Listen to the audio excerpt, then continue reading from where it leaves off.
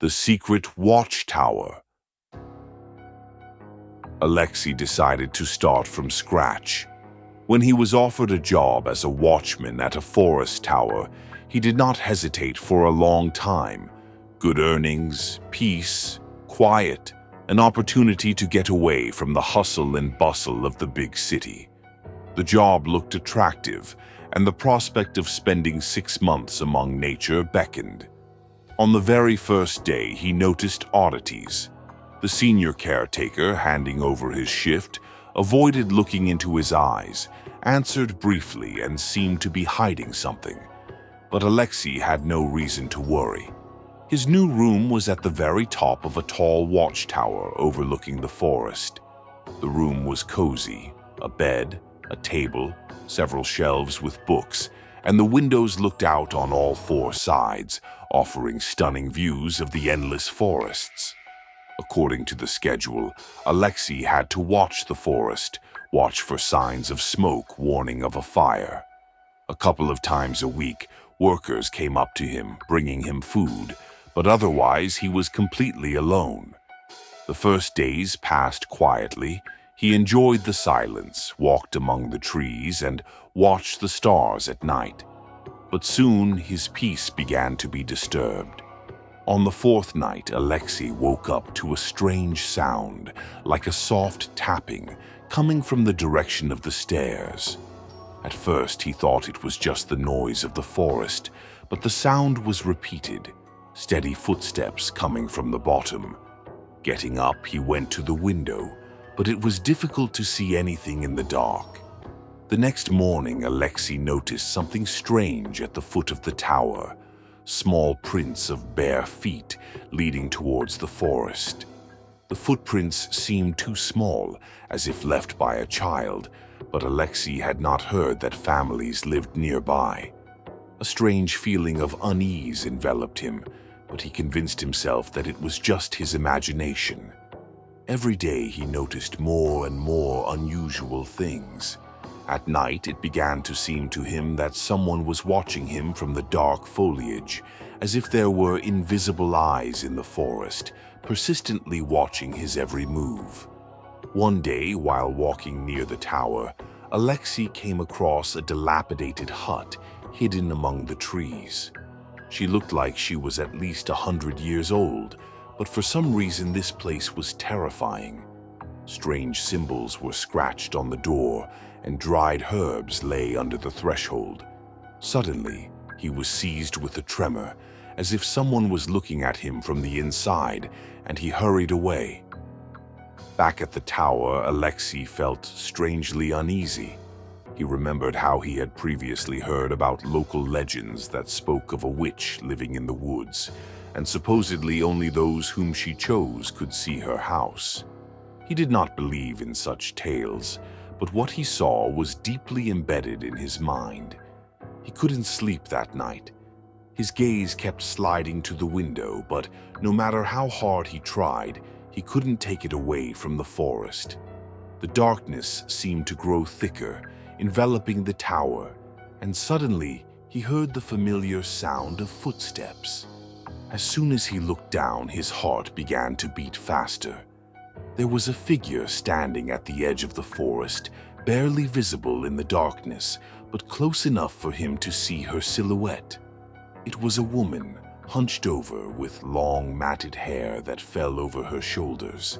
Her clothes were dirty and torn, and she was holding something long that looked like a stick in her hands. He froze, not taking his eyes off the figure, but it suddenly disappeared, as if it had disappeared into the darkness of the night. Alexei felt the same fear again as before, but now it was stronger. He locked the door and went to bed, trying to calm himself down, but did not close his eyes until the morning. The next day, his companions who brought food noticed his fatigue, but when he tried to tell them about the woman, they exchanged brief glances and did not explain anything. Only one of them quietly said, "It's better not to look into the forest, especially at night." Every evening, Alexei felt a growing fear. Every night he saw the dark figure of a woman in the windows, Her eyes seemed to glow in the dark, penetrating through the glass. He began to notice strange symbols appearing on the door of his room and at the foot of the tower, as if someone had specially marked these places. One day he heard a quiet voice coming from somewhere in the depths of the forest. At first it seemed to him that it was the whisper of the wind, but the more he listened, the more clearly he distinguished the words, soft as pleas and filled with bitterness. They were words in a language he did not know, but he felt their meaning. They were curses, appeals for revenge. Alexei began to realize that he was surrounded by something ancient and sinister. He remembered the house he had seen in the forest and all the legends he had heard. The woman who stood under the tower at night was probably the witch whose legend had long since turned into a forgotten horror story for the locals. It seemed that she had been reborn from the forest itself, from its darkness, from the most ancient roots. In the last week of his watch, Alexei decided to take a desperate step. He returned to the old house where he had felt fear for the first time. An amulet made of human bones and dried herbs lay on the threshold. As soon as he touched it, the world around him darkened, and the same woman appeared in front of him. She held out her hand to him. Her fingers were long and covered with deep cracks. There was something inhuman, deep and dark in her eyes. He wanted to scream, but he couldn't. The air seemed to drain the last remnants of his strength from him. She approached and whispered, "You're part of the forest now." When Alexei woke up, he found himself standing on the threshold of the watchtower, and his body seemed to be covered with cold ripples. Time and space seemed to merge into one. He could see the forest all around him, but he didn't know if one night had passed or if his entire watch had come to an end. Every sound, every rustle seemed to be a part of him. He didn't know where the forest ended, and he himself began. People passing by, looking at the tower from below, sometimes noticed a silhouette on the edge, dark and barely distinguishable in the twilight. Alexei felt that his body no longer belonged to him, as if invisible threads were pulling him deeper into the forest. He tried to remember his past, his life, but the images slipped away like sand through his fingers. All that remained was the silence of the forest, full of ancient whispers, and the haunting feeling that he now belonged here. With every day he spent on the tower, his connection with the forest became stronger. He could hear every rustle, feel the light wind that seemed to bring whispers with it, as if the forest was whispering its secrets to him. At times it seemed to him that he could feel the gaze of the very woman whose silhouette he had seen in the shade of the trees.